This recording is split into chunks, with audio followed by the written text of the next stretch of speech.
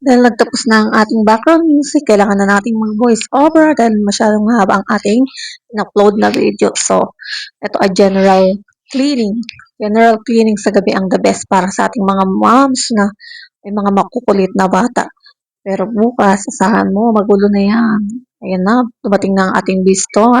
Charis, ating asawa yan. So, may dala siyang leche plan at ube. Binili namin sa tropa namin yan. Ninong ng aking mga anak. Aking anak lang pala. So, yan, sige, for the sampay, yan, sige. Diyan na rin pala ako nagbabanlaw, kaya hindi nyo ako nakitang nagbabanlaw, no?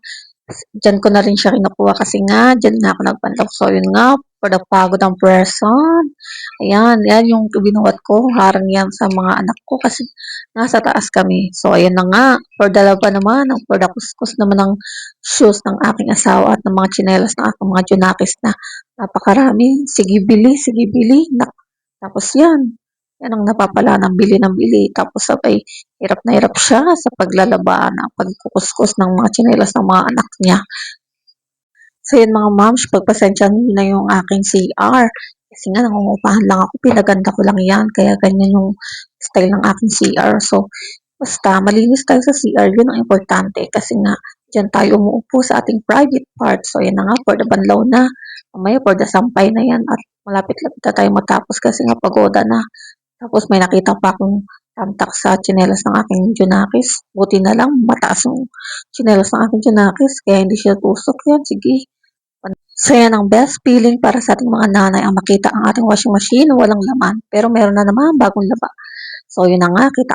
Kain-kain muna kasi pagoda na. Kain natin ang ating dinala ni visitor na leche plan at ube halaya. Yan ang ating favorite dinala. Good mood si visitor. Kaya nautusan natin siyang magtupi. So yan na nga. Marami pa akong ginawa mga moms. Pero hindi ko na nabidyoan kasi nalukat na yung cellphone ko. Pero yan, sige, kain-kain muna. Tapos sabay anong oras na rin ata to, medyo pagod na ako, tapos nagising na rin yung anak ko kasi nga may sakit. So, yan na nga.